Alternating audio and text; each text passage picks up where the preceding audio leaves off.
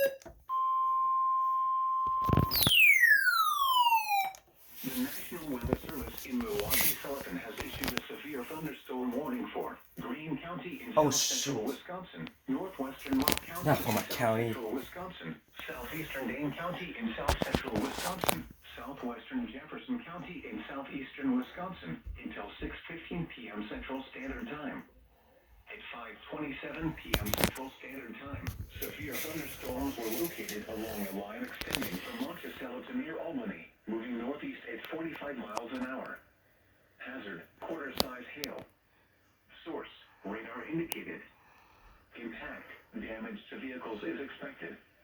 Locations impacted include Janesville, Fitchburg, Stoughton, Monroe, Oregon, McFarland, Edgerton, Evansville, Brodhead, Belleville, New Glarus, Cambridge, Orfordville, Brooklyn, Monticello, Albany, Footville, Lake Ripley, Lake Koshkonong, and Fulton.